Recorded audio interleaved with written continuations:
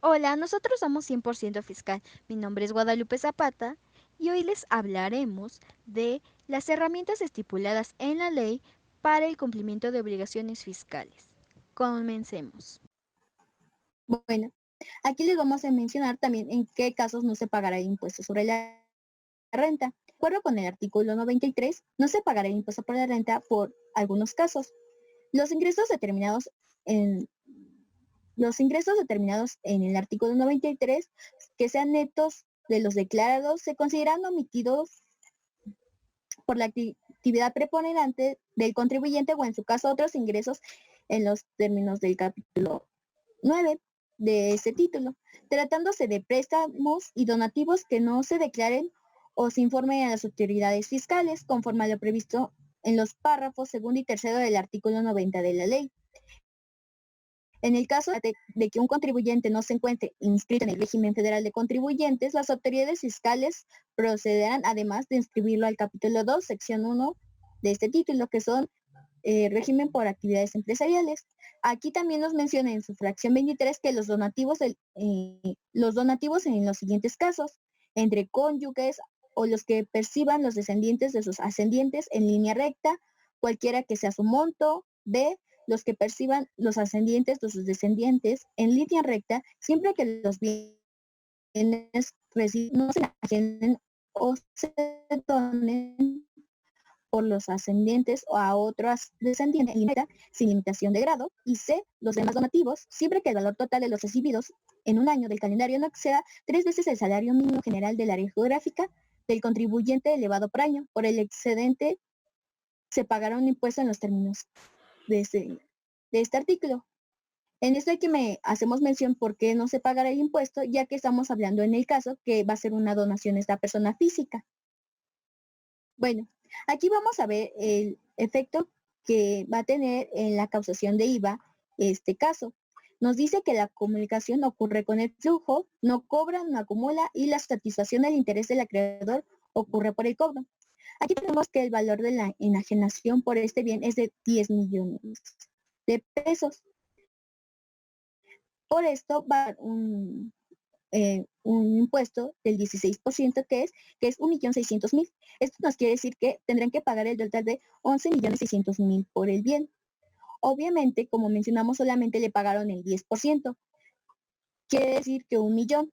Entonces, aquí de igual manera vamos a sacar su proporción que es del 16% y va a tener que pagar 160.000 pesos.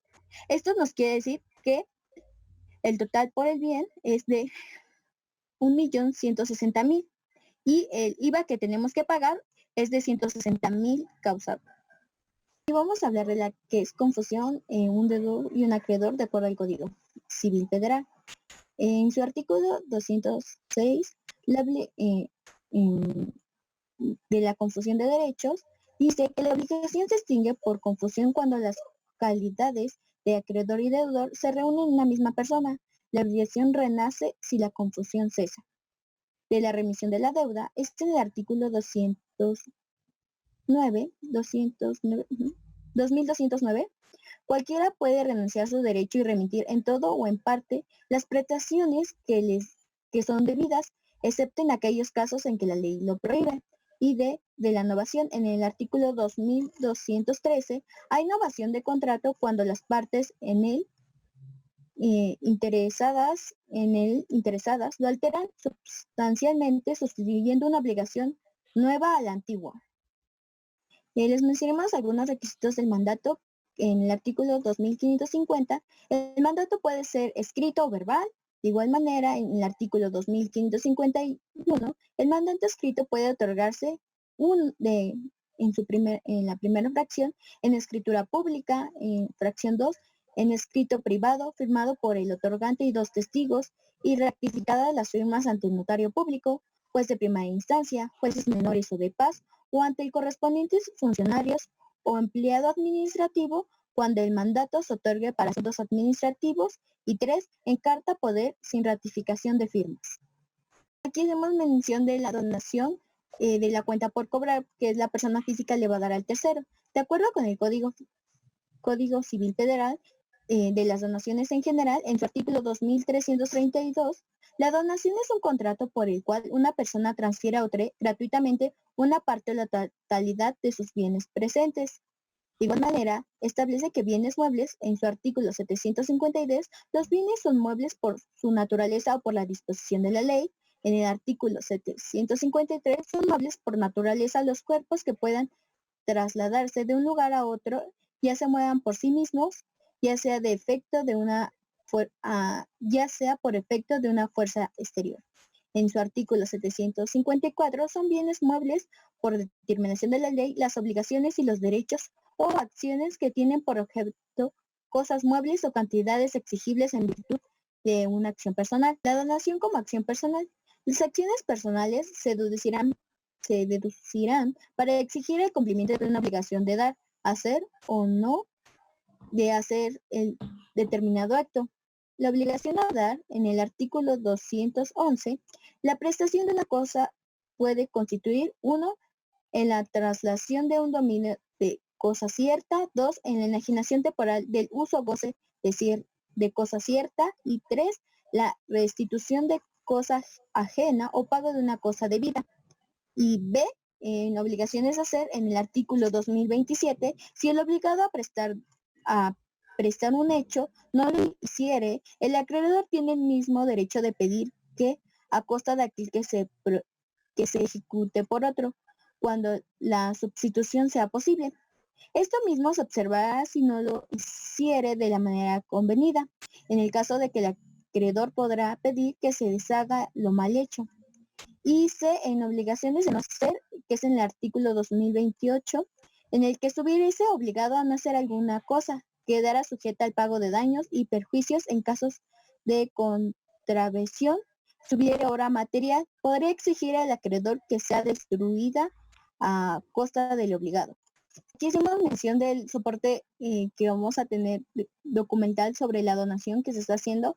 Obviamente vamos a tener el título del Instituto Mexicano de la Propiedad Industrial, que sería de la marca o del bien intangible, el control de las obligaciones fiscales de la persona física, de quien pertenece obviamente el donante, a quien se le va a dar, la vigencia de este contrato, el avalúo de la marca o el bien intangible, también como tal el contrato de enajenación donde le está vendiendo a la otra, la factura de la contraprestación, el convenio de donación para el tercero, así como la protocolización e inscripción al registro público de la propiedad del comercio, y igualmente la inscripción del INPI y los comprobantes de parcialidades de pago. ¿Qué es presuntiva y discrepancia fiscal? Bueno, presuntiva es la determinación de contribuciones que consiste en el cálculo de las contribuciones que la autoridad cree que un contribuyente debe pagar, luego de que ésta haya dejado de retener y enterar el impuesto correspondiente. Esta es una facultad discrecional de la autoridad. Normalmente no hace de uso de ella a la primera llamada de atención, sino que prueba primero mediante invitaciones a través del buzón tributario y otros medios. Recordamos que en el artículo 57 dice que las autoridades fiscales podrán determinar presuntivamente las contribuciones que se debieron haber retenido cuando aparezca omisión en la retención y entero, por más del 3% sobre las retenciones enteradas, para efectos de la determinación presuntiva a que se refiere este artículo. Las autoridades fiscales podrán utilizar indistintamente cualquiera de los procedimientos previstos en la fracción 1 a la quinta, inclusive del artículo 56 del Código Código Federal. La discrepancia fiscal. De acuerdo con la ley del impuesto sobre la renta, en su artículo 91, las personas físicas podrán ser objeto del procedimiento de discrepancia fiscal cuando se compruebe que el monto de sus erogaciones, sus gastos, en un año de calendario sea superior a los ingresos declarados por el contribuyente, o bien que se le hubieran correspondido declarar. ¿Qué quiere decir esto? Que yo estoy gastando más de lo que yo percibo. De manera, hacemos mención que la razón de negocio sirve o es para incrementar el valor de la empresa como el negocio en marcha. Esto para financiamiento, créditos y garantías. Estas se pueden decir como garantías prendarias, también como la negociación de fusiones, adquisición, alianzas estratégicas y otro tipo de asociaciones. Riesgos de demandas, de daños y prejuicios contra el patrimonio intelectual.